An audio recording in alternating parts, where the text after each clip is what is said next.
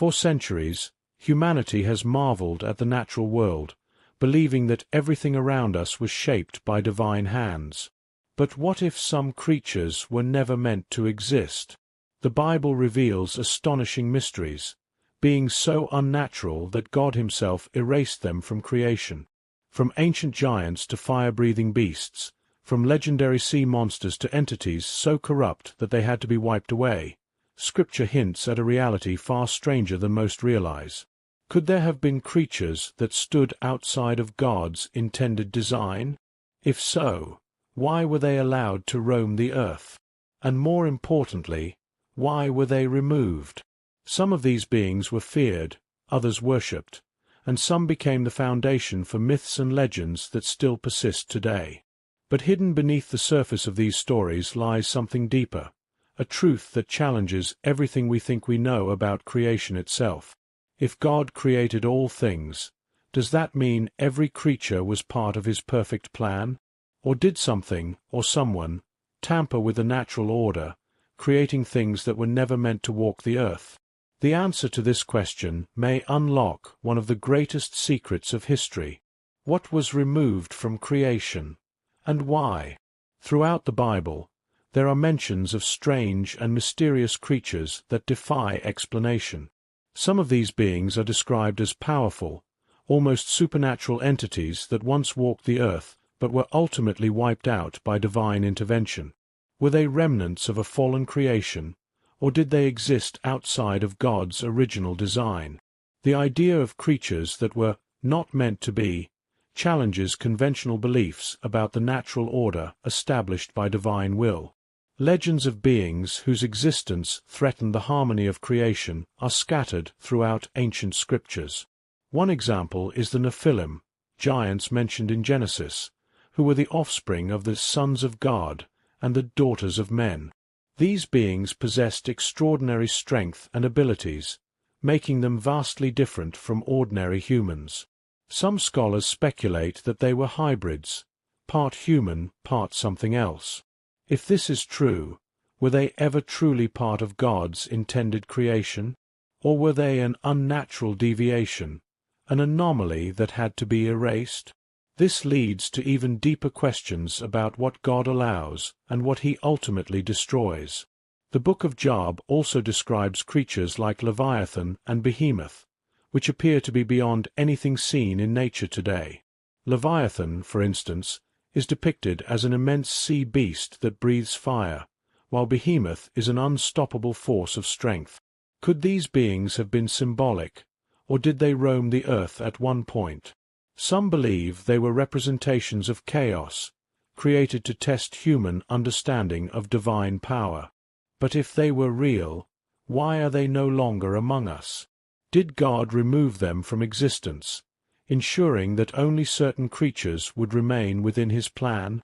Interestingly, many ancient civilizations also have myths about extraordinary beings, creatures that do not fit within the known animal kingdom. Some resemble beings found in biblical texts, suggesting that these stories may have been based on real encounters with something beyond human comprehension. Did these creatures exist, or were they fabrications meant to explain the unexplainable? The notion of false animals and creatures not of God raises a crucial question. How much of what we know about nature today is truly part of God's divine design? Beyond myths and legends, the Bible warns about beings of deception, entities that may appear as one thing but have a deeper, more sinister nature. Some interpret these as references to demonic presences that take on forms to mislead humanity. If certain creatures were removed from creation, was it because they served as a corruption of divine order?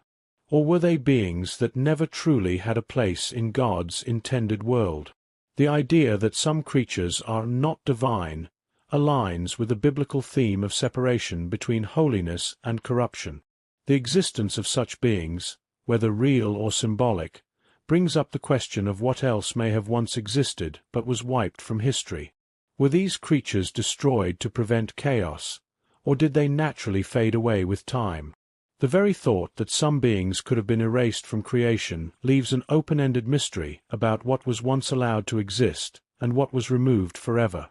The Nephilim remain one of the Bible's greatest enigmas, sparking debates and theories throughout history. Genesis 6 verse 4 describes them as the offspring of the sons of God and the daughters of men, a union that resulted in beings of extraordinary strength and stature. But who were these sons of God? Some believe they were fallen angels who defied divine law, mingling with humans and creating a race outside of God's intended creation. Others suggest they were simply descendants of the righteous line of Seth, though this interpretation leaves many unanswered questions. What made the Nephilim so dangerous? Some accounts suggest they were more than just physical giants. They were beings of immense power, possibly possessing unnatural abilities. Ancient texts and apocryphal writings describe them as warriors who dominated early civilizations, spreading corruption and violence. If they were indeed part of God's creation, why did their presence seem to bring destruction rather than harmony? This has led many to believe that they were never meant to exist in the first place, making them a deviation that had to be removed. Their influence wasn't limited to the pre-flood world. After the flood, remnants of these beings seem to persist, showing up in various ancient cultures. Some biblical scholars link them to myths of demigods and legendary figures who exhibited inhuman strength. Could it be that the stories of Hercules, Gilgamesh, and other mythological figures stem from real encounters with the Nephilim? The idea of creatures that defy natural law and wield unexplainable power has persisted across human history, always leaving an air of mystery around their origins. Another chilling aspect is the possibility that the Nephilim weren't just physical threats, but also carried a spiritual corruption. If they were indeed the result of fallen angels interfering with humanity, could their presence have tainted the very essence of human nature? Some theories suggest that their existence was a direct assault on God's plan, an attempt to distort the purity of His creation. If so, it's no wonder they were seen as a threat that needed to be eradicated. The Book of Numbers also speaks of giants in the land of Canaan, describing them as powerful and terrifying. The spies sent by Moses saw themselves as mere grasshoppers in comparison to these creatures. If the Nephilim had truly perished in the flood, how did they reappear? Some speculate that their bloodline somehow survived through Noah's descendants, or that fallen angels returned to interfere with humanity once again. The idea that beings not created by God could persist even after such divine intervention raises unsettling questions about the nature of creation. If these beings existed outside of God's design, what else might have walked the earth that was not meant to be? The presence of unnatural creatures throughout history suggests that there may be more to the story, entities that were wiped away but still leave traces in myths, legends, and unexplained encounters.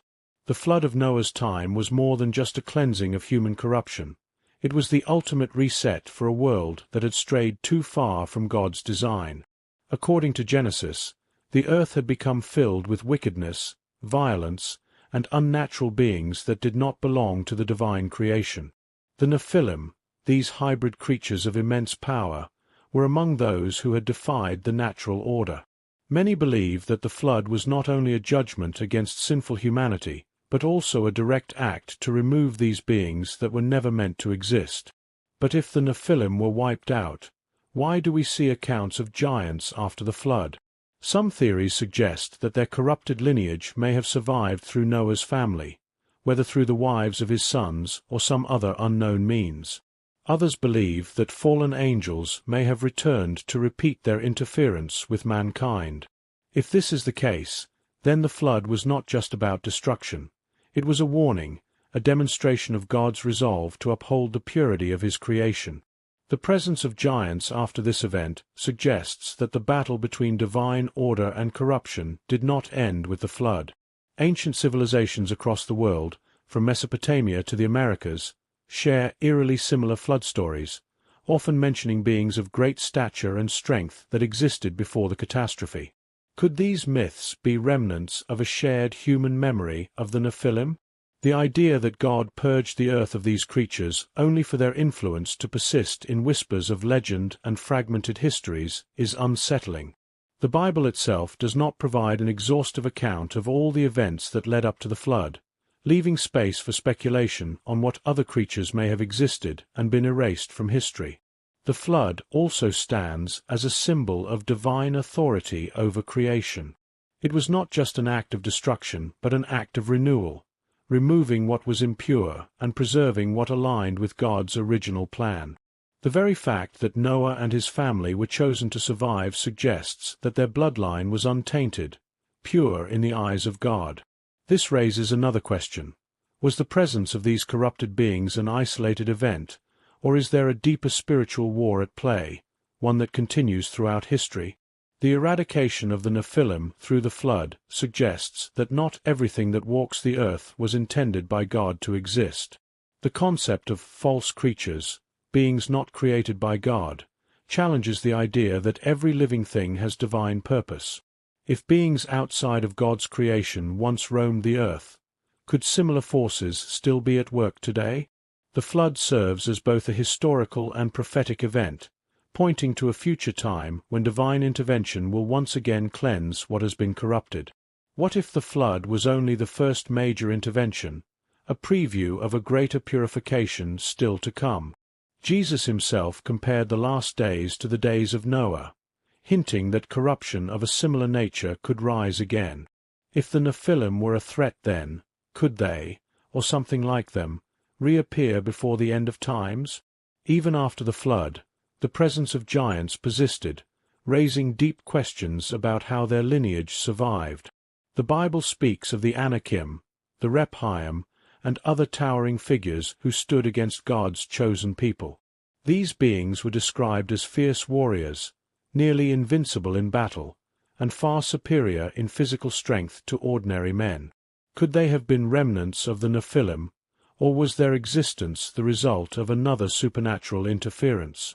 The fact that they appeared after such a catastrophic reset suggests that whatever forces had created them were not easily eradicated. One of the most famous giants in the Bible is Goliath, a Philistine warrior who towered over his enemies. His overwhelming size and strength made him the ultimate opponent in battle, but his defeat by David proved that faith and divine power surpassed physical might. However, Goliath was not an isolated case. Other giants like Og, the king of Bashan, were also recorded in Scripture. This suggests that entire clans of these beings lived among ancient civilizations, wielding influence and possibly continuing the corruption that had begun before the flood. The land of Canaan, which God promised to Israel, was filled with these giants. When the Israelite spies scouted the land, they reported seeing people of immense stature and strength, describing themselves as mere grasshoppers in comparison. This revelation struck fear into the hearts of many, as it seemed like an impossible challenge to conquer a land ruled by such powerful beings. But why would God lead his people into a land dominated by giants? Some believe that the conquest of Canaan was not just about territorial expansion. It was about eradicating the last remnants of a corrupted bloodline. Interestingly, stories of giants are not limited to the Bible. Ancient myths, from Greek legends of the Titans to Norse tales of Jotun, speak of enormous beings with godlike power. Even Native American tribes have oral traditions of giant warriors who once roamed the land. Could these be distant memories of real encounters with the same entities described in Scripture? If so, it means the influence of these beings extended far beyond biblical times, shaping history in ways we may never fully understand. Some believe that these giants were more than just powerful humans. They carried a spiritual corruption that made them direct enemies of God's people. Their continued presence after the flood suggests that the forces that first introduced them into the world may still be at work, subtly influencing history. Whether through bloodlines, spiritual oppression, or some other unknown means, their legacy may not be entirely erased. This raises a critical question. Are there still remnants of these beings hidden among us today? If giants could persist after an event as drastic as the flood, what other creatures might have slipped through the cracks of history? The presence of unnatural beings in the ancient world points to a larger cosmic conflict, one that may not have ended with the giants of old. The Bible speaks of entities that exist beyond the physical world, beings that were cast down, trapped, or bound for judgment. Some believe that the demons we know today are the spirits of the Nephilim, the fallen hybrids who perished in the flood but were not allowed to enter the afterlife.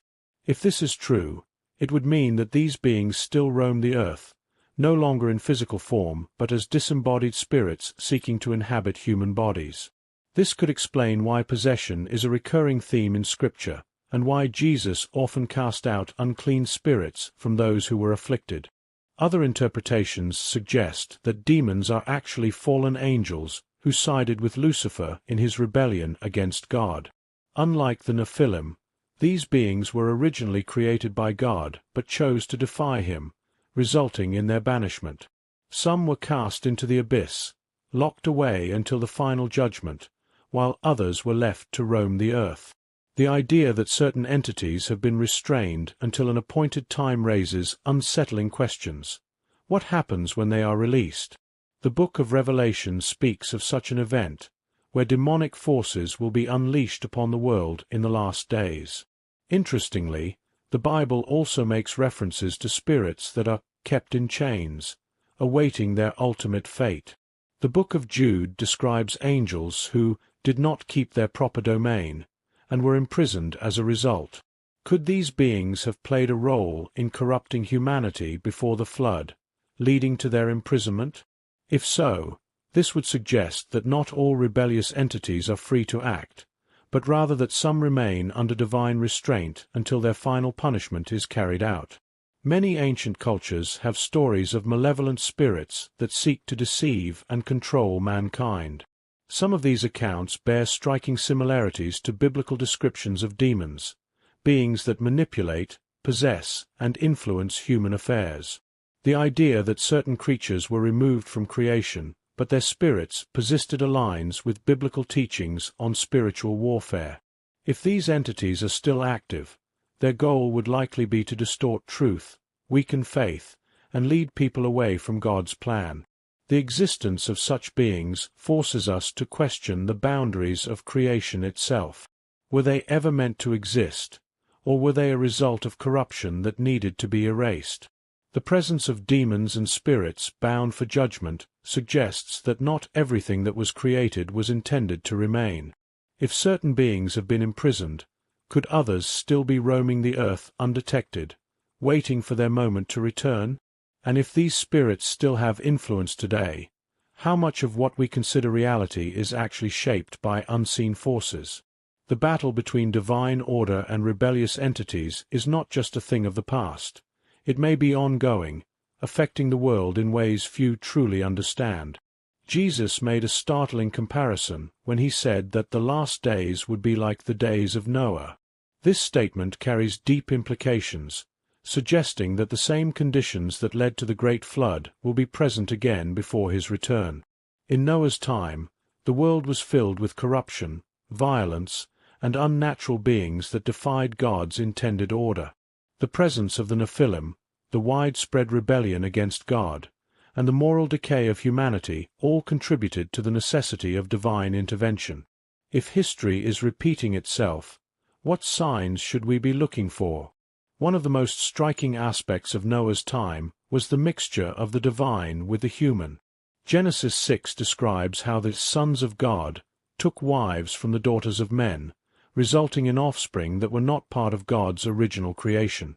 Could something similar be happening today? While the modern world does not speak of giants roaming the earth, advances in genetic engineering, artificial intelligence, and human enhancement have led many to question whether humanity is once again tampering with what was never meant to be altered. Are we witnessing a new form of corruption that mirrors the past? Another key sign of Noah's time was the total disregard for God's warnings. Noah preached for decades while he built the ark, but people ignored him, living their lives as if judgment would never come. Jesus said that in the last days, people would be eating, drinking, marrying, and going about their lives without concern, until sudden destruction comes upon them. This echoes the increasing apathy toward biblical truth in today's world. Could it be that, just like in Noah's day, the warnings of coming judgment are being ignored? The presence of supernatural beings in the ancient world also raises an unsettling question. Could there be hidden influences shaping the world today, just as in the time before the flood? Many cultures and belief systems speak of unseen forces at work, guiding humanity toward a predetermined course. The Bible warns of deception in the last days, where even the elect could be led astray. If fallen entities played a role in corrupting humanity before, what role might they have in the present age? There is also the theme of a coming purification. The flood did not just cleanse the earth of sinners, it removed beings that were never meant to exist. If the last days are truly a reflection of Noah's time, does that mean there are entities among us now that were not meant to be? The Bible warns of a final reckoning, a moment when everything that is not aligned with God's plan will be eradicated. If history is repeating itself, we may be on the verge of another divine intervention that will separate what belongs to God from what does not. Could it be that the days of Noah are not just a warning but a blueprint of what is to come? If so, the world may be closer than we think to witnessing the final act of this ancient conflict between divine order and corrupted creation. If the Bible reveals that certain creatures were erased from creation, what does that mean for the world we live in today? Could there still be remnants of things that were never meant to exist? The presence of unnatural beings in ancient times suggests that something, whether fallen entities, human interference, or forces beyond comprehension, tampered with what God originally intended. And if that happened before, what stops it from happening again?